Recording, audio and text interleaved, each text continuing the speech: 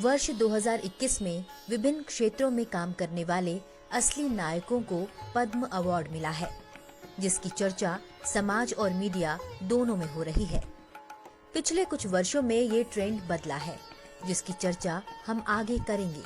लेकिन पहले इस वर्ष के उन गुदड़ी के लालों की चर्चा कर लेते हैं जिन्होंने अलग अलग क्षेत्र में सराहनीय काम किया है, जो समाज के असली हीरो हैं, जो गुमनाम थे और भारत सरकार ने उनके निष्काम सेवा भाव को पहचाना और उन्हें पद्म सम्मान से सम्मानित किया।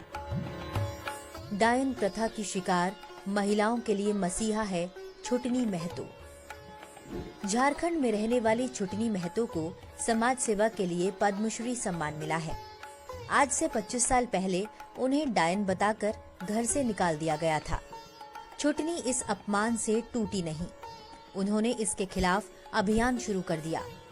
वह पिछले 25 वर्षों से सरायकेला के बीरबांस गांव में अपने मायके में रह रही हैं। अब वे अकेली नहीं हैं। उसी की तरह डायन करार देकर प्रताड़ित की गई 62 महिलाएं आज उसकी टोली में शामिल हैं और डायन प्रथा की शिकार होने वाली महिलाओं की रोल मॉडल बनकर समाज सेवा कर रही हैं। भील कला को कैनवास पर उतारने वाली भूरीबाई। मध्य प्रदेश की राजधानी भोपाल से दूर वनवासी अंचल झाबुआ के पिटोल में पली बड़ी भूरीबाई को पद्मश्री पुरस्कार से नवाजा गया है। भूरीबाई को यह सम्मान वनवासियों की कला को कैनवास पर उतारने के लिए दिया गया। इसी कला के दम पर वे मध्य प्रदेश सरकार की ओर से कला के क्षेत्र में दिया जाने वाला शिखर सम्मान भी प्राप्त कर चुकी हैं। ऑर्गेनिक खेती करती हैं 105 साल की पंप माल। पद्मश्री पाने वालों में अगला नाम है तमिलनाडु की 105 साल की एम पंप माल का। वह भवानी नदी के किनारे अपना ऑर्गेनिक फार्म चलाती हैं। इसके अलावा उनका एक प्रोविजन स्टोर भी है। ऑर्गेनिक खेती में पंपमाल एक मिसाल कायम कर रही हैं। निशुल्क संस्कृत पढ़ाते हैं आचार्य राम यतन शुक्ल। काशी विद्वत परिषद के अध्यक्ष और संस्कृत के प्रकांड विद्वान आचार्य राम यतन शुक्ल को पद्मश्री सम्मान मिला है। वे बनारस हिंदू यूनिवर्सिटी के संस्कृत विद्या धर्म विज्ञान संकाय में प्रोफेसर के पद पर अपनी सेवाएं दे चुके हैं। 89 वर्ष की आयु में भी आचार्य राम यतन शुक्ल नई पीढ़ी को संस्कृत से जोड़ने के लिए निशुल्क शिक्षा दे रहे हैं। संस्कृत भाषा को लोकप्रिय बनाने में वो अपना अतुल्य योगदान दे रहे हैं। देश के इकलौते प्यालेदार सिंधी सारंगी वादक हैं लाखा खान। संगीत के क्षेत्र में महत्वपूर्ण योगदान देने के लिए संगीत के लाखा खान को पद्मश्री से सम्मानित करने की घोषणा हुई है। वह हिंदी, मारवाड़ी, सिंधी, पंजाबी और मुल्तानी सहित 6 भाषाओं में गाते हैं।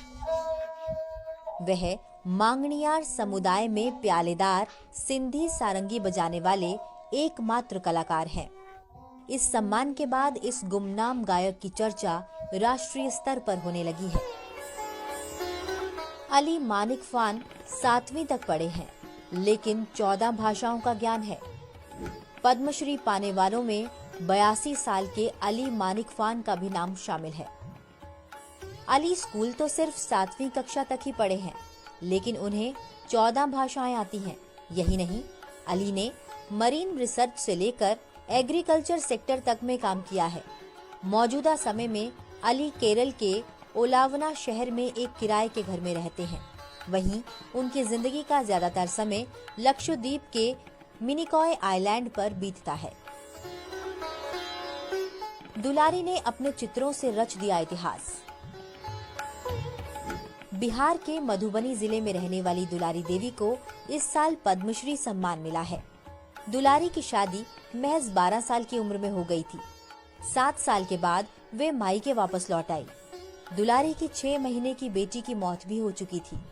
यहीं से दुलारी का संघर्ष शुरू हुआ। घर घर झाड़ू पोछा किया करती थी, मगर कुछ वक्त के बाद झाड़ू की जगह कूची ने ले ली। इसके बाद मधुबनी पेंटिंग बनाने का जो सिलसिला दुलारी ने शुरू किया, वो आज तक नहीं रुका। वे अब तक 7,000 मिथिला पेंटिंग्स बना चुकी हैं। चित्रकला की दुनिया में उनके इस अहम योगदान के लिए भारत सरकार ने उन्हें ये सम्मान दिया है। पद्म पुरस्कारों की सूची में ये वो नाम है जो हमारे समाज के गुमनाम सितारे हैं, अलग अलग क्षेत्रों में अपना अहम योगदान दे रहे हैं, समाज के रियल हीरो हैं। इन तस्वीरों को देखकर आप अंतर समझ सकते हैं। वर्ष 2014 से पूर्व की सरकारों में पद्म अवार्ड किसको मिलता था? पहले ये सम्मान नकली नायकों को या फिर रसूखदारों के खास गिरोह का इस पर कब्जा था। 2014 के बाद ये बदलाव देखने को मिल रहा है कि दूर दराज गांव में काम करने वाले, वनवासी क्षेत्रों समेत समाज में अलग अलग सेक्टर में अपना महत्वपूर्ण योगदान देने वाले असली नायकों को सरकार की ओर से पहचाना गया है और उनके काम को सम्मान मिल रहा है। नए बदलाव में अनेक ऐसे नाम हैं जिनको सम्मान मिलने के बाद दुनिया ने पहली बार उन्हें पहचाना है, उनके निष्काम भाव को जाना है। इस सम्मान को पाकर ये गुमनाम गुदड़ी के लाल निसीम गगन में हमेशा आलोकित रहने वाले ध्रुव तारे बन गए हैं।